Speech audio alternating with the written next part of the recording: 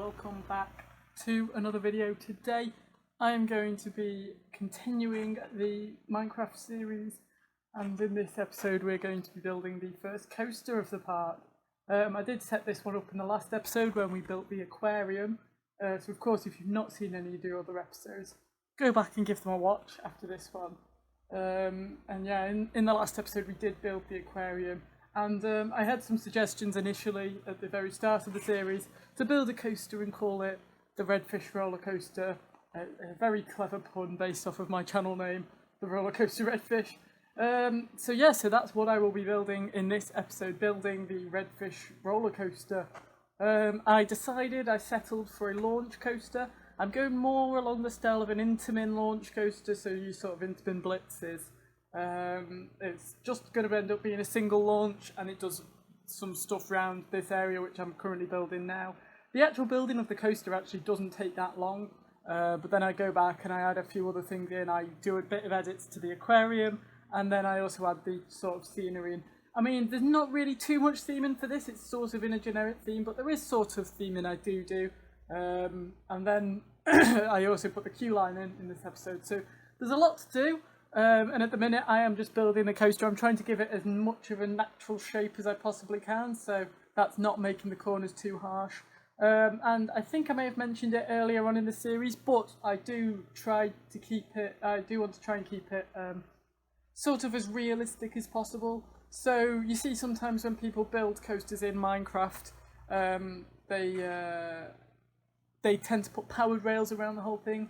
So I've only put powered rails actually in the launch, and then the rest of it I want it to work on its own gravity, basically, to all just sort of work without the need for power. So yeah, so you'll notice there isn't actually a single powered rail anywhere in this ride apart from on that launch section. Here's me testing it quickly.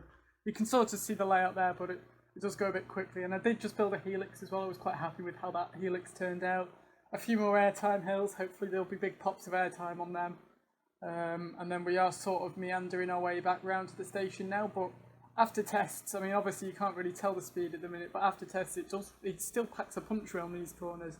There is a POV at the end of this episode, so of course stay tuned, stick around if you want to see the finished coaster, the POVs with theming and stuff all in place. And I've also picked some music from the YouTube audio library that I think could work as like the ride soundtrack. So during the queue line of that POV, when you're watching it, around the queue line sort of area, there is the queue soundtrack I've picked, and then the ride itself I've picked sort of an on-ride soundtrack. I don't think this would be the kind of coaster that would have an on-ride soundtrack, but I picked one anyway. And now I'm moving on to the queue line area. We've finished the layout. I do go back outside afterwards and add things like the support and the theming. But for now, we are working on the queue line. I decided to try and keep it sleek and modern, keep using the glass that I've used on the building itself. And here I'm adding a photo booth. There's not really much to say about the photo booth. Actually, I do here use heads at first in this photo booth. On Ride Photos, there you go. Did I say £10? That's quite expensive, isn't it? But I decided halfway through, I was actually with Florence. If you've seen my last video I uploaded, you'll know who Florence is. I was with Florence and she suggested to use paintings, and I thought they actually ended up working out quite well. So cheers for the suggestion there. A little bit of fish is in here as well. Can't go amiss. I mean, I'm not sure the logistics of having a coaster. Oh, I'll talk about what I'm doing here actually in a sec, but I was just saying I'm not sure the logistics of having a coaster in an aquarium would probably work, because I'd say that it might be a bit loud for the fish, probably cause a bit of distress. Whilst I'm trying to keep it as realistic as possible, I just think it's cool to have a coaster called the Redfish Rollercoaster in an aquarium. But what I'm doing here actually is a little trick I found. I can't remember where I found it from. It might have been Florence, when she was sat with me while I was doing this, who told me it. It was to make aquariums without walls. Yeah, brilliant, isn't it? It's well sick actually. I was actually quite happy with how it turned out. So unfortunately, some of our animals had to be temporarily relocated. I definitely didn't just kill them all and then respawn new ones in. But yeah, it looks so much cooler, doesn't it? So yeah, then off camera I went and did the rest of that. And then over here I'm just putting the entrance. I'm going to put a queue line in a second. You'll see that. Here it goes. Just a generic sort of cattle pen, trying to keep it a bit more interesting than a cattle pen queue. Now I'm building the ride exit area. There you go, ride exit. Then I'm going to build logos next to this ride entrance. To start building the control cabin, the control booth, the bit where the ride operator sits, basically. Yeah, I'm building. I've forgotten what you call it. The bit where the operator sits. I spent a bit of time on this, just putting controls in a little seat. There he goes. A desk, a lever, because that's basically just how coasters work. You pull a lever and it goes. I mean, if I really wanted to, I could probably spend the time wiring that lever up to actually control it.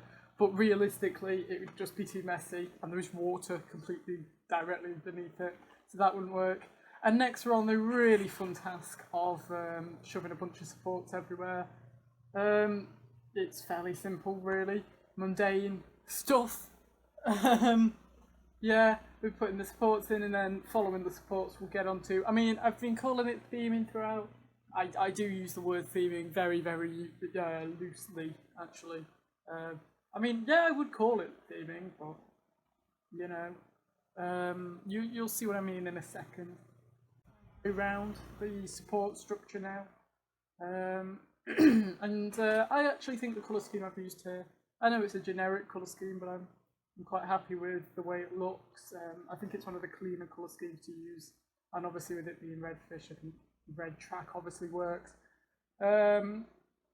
As I said though, this coaster was built after a suggestion from a comment, so obviously just leave your suggestions in the comments below, and you never know, I'll probably build it. Chances are quite high actually I'll probably build it, so as long as it's a reasonable suggestion, you're not just suggesting I build a giant penis, I'll probably will build it.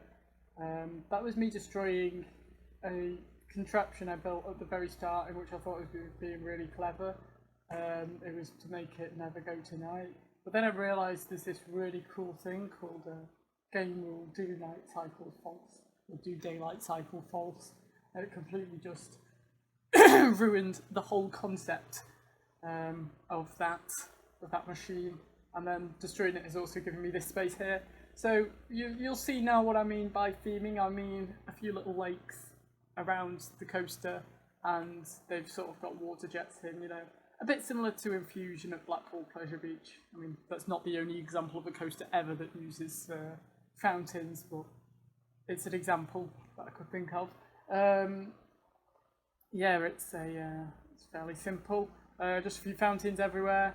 I think the fountains end up looking quite cool with the coaster itself. They provide somewhat a nearness of the water to a certain extent, but obviously water always follows the same path on Minecraft, so you can't really do that fully.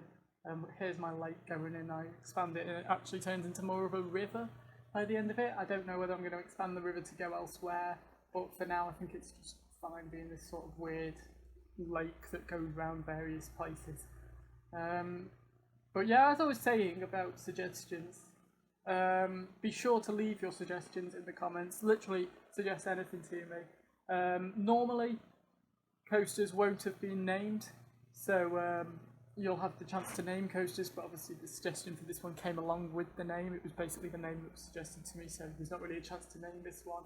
But a lot of the time there'll be a chance for you to name certain things I've built, areas, rides, etc. But for now, the interactivity of this episode, basically give me some suggestions for what I could do in the future in this park.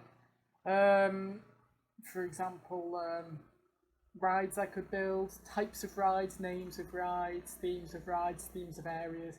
At the minute I've sort of got this area going along, which is the generic Main Street entrance. I've got a sort of medieval area which I'm planning to do. that incorporates the castle we built earlier on in the series. And then I've also got a beachy area. I think in the medieval area I'm probably going to build a wooden coaster, but unless anyone can suggest something better to me. But yeah, that does pretty much sum up the video anyway. So we're now going to move on to doing the queue line walkthrough, followed by the POV to the music I chose, as I mentioned earlier. So thanks for watching, guys, and until next time, goodbye.